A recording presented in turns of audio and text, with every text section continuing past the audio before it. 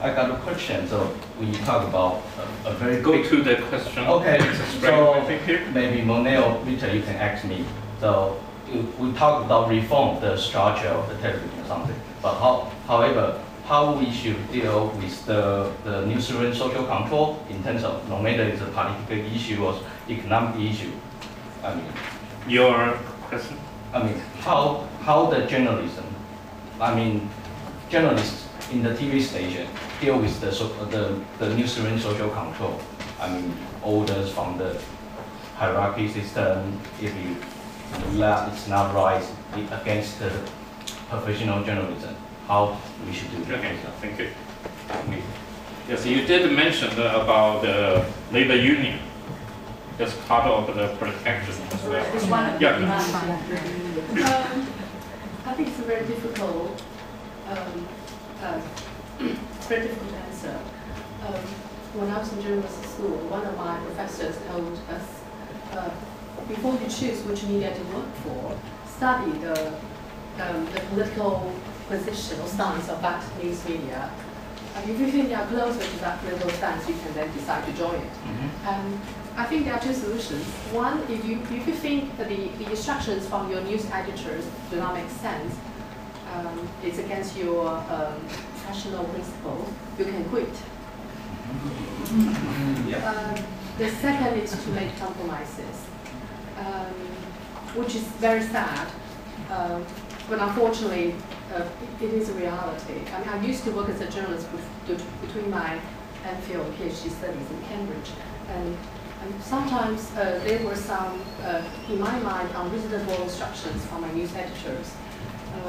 At the time, I was a very rookie journalist, and I guess I did have another alternative job waiting for me. So I guess I just suffered, and I feel bad, and I thought it's against my professionalism. Then I move on. So I mean, it's a very difficult question to answer, I have to say. If any of you can have any solutions, please share with us. Yes, please. Go to the question straight away, please. I'm a student in this college, and I think these things you said, if we tackle the problem of monopoly, it maybe we will get freedom of press and or a more diversity information. But because I also your question, okay. please. Do you think if we can solve this problem, we will get diversity information and freedom of the press in Taiwan media development? Who you direct to?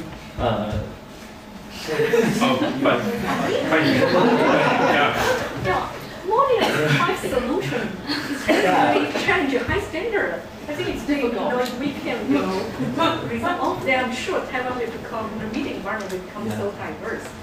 But we have to work on that.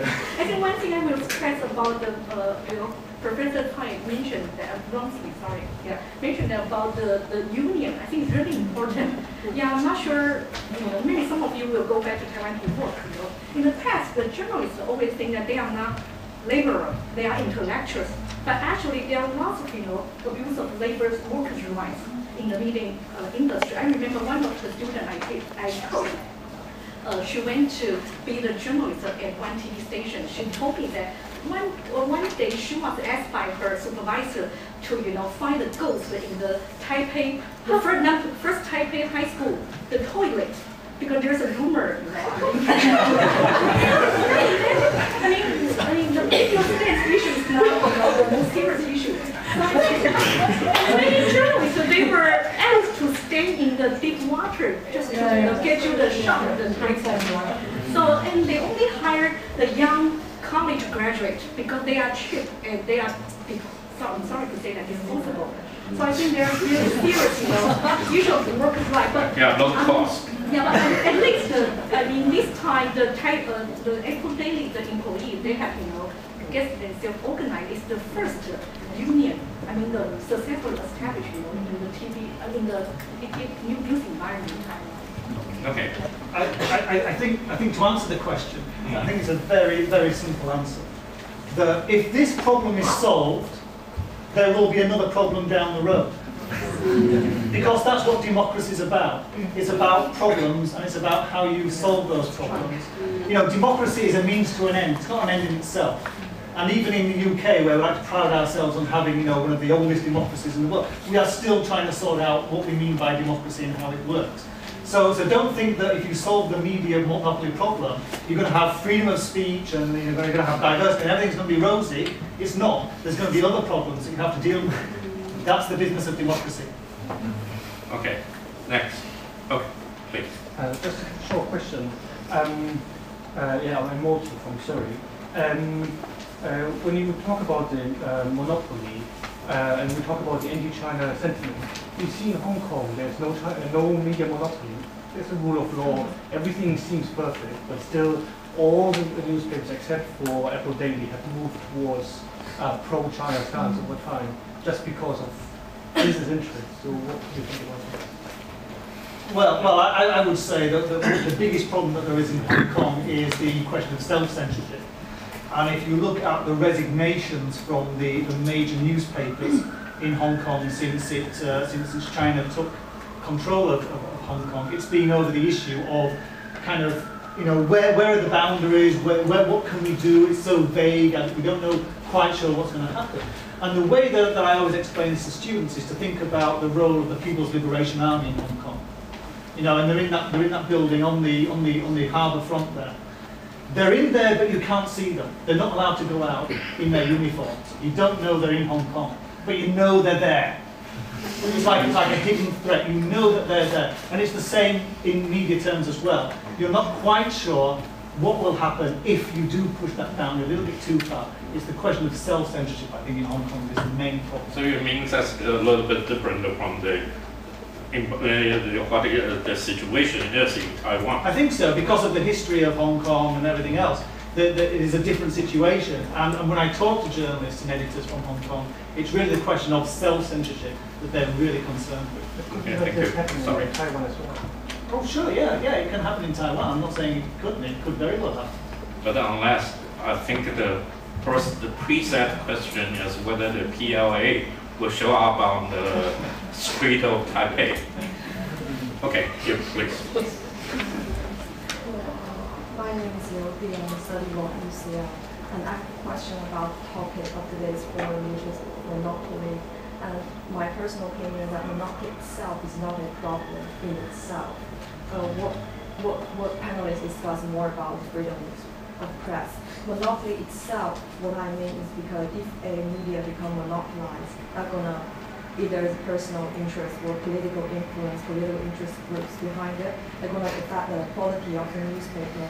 And the readers, if readers will have the ability to tell the quality of the newspaper, like in China, we have the Renmin Yubao, Renmin Daily. But almost everyone knows what Renmin Yubao is going to talk about. They have the Renmin Yubao style news reports. They're going to differentiate this report from some your other question. reports. My question is, monopoly itself, is this really a problem, or is just like panelists would discuss about the ideal state of the freedom of press? Thank you. Who wants to answer the question? Maybe you. Well, I think media monopoly is a problem. It's actually going to threaten press freedom.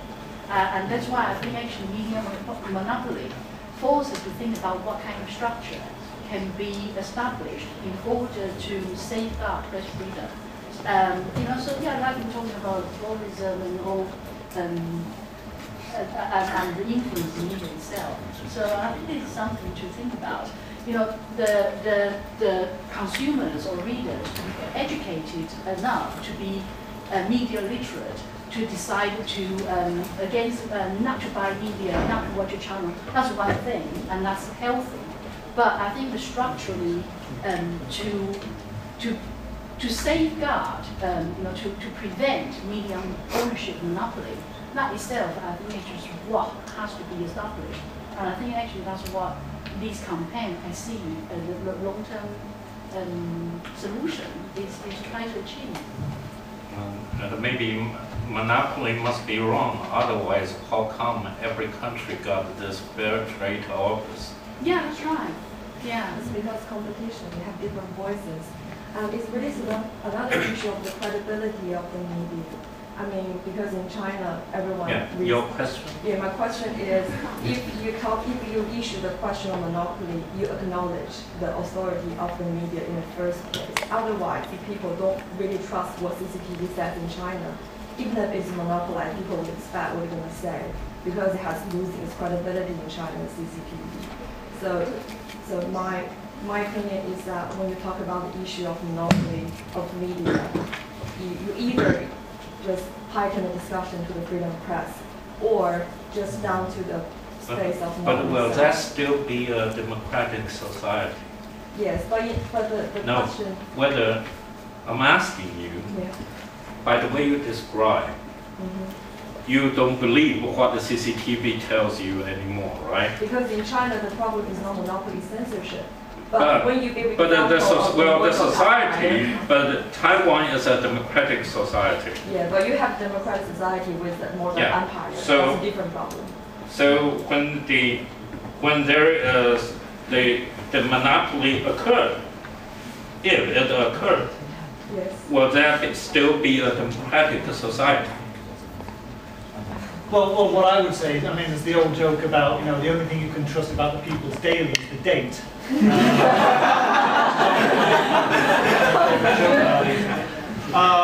But I do think that the difference is that, when you pick up the People's Daily or you watch CCTV, you know what you're getting.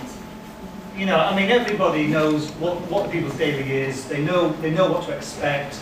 They know when they turn on CCTV, they're just going to get lots of men in suits clapping each other on the news channel. They know what to get. The problem with empires like Murdoch is that they have spread their tentacles so far that often you don't know that you are consuming a Murdoch product. And you can be anywhere in the world, like I said, and be watching a movie or a TV program or pick up a magazine, and you are reading something or watching something that is part of the Murdoch empire. You don't know it. And I think it's that hidden nature of monopolies. It's that insidious, sort of sinister notion of monopolies that needs to be challenged. And I also think we need to distinguish between monopolies and oligopolies. I think monopolies are a big threat. Oligopolies means, control of the few. And like in Britain, you might have a few big organisations that are competing for interest. In which case you do have at least some diversity of opinion. It's not great, it's not the best thing you can have, but at least some diversity of opinion. Okay. So if we move quick, cut your question short, we can have two persons to present their question.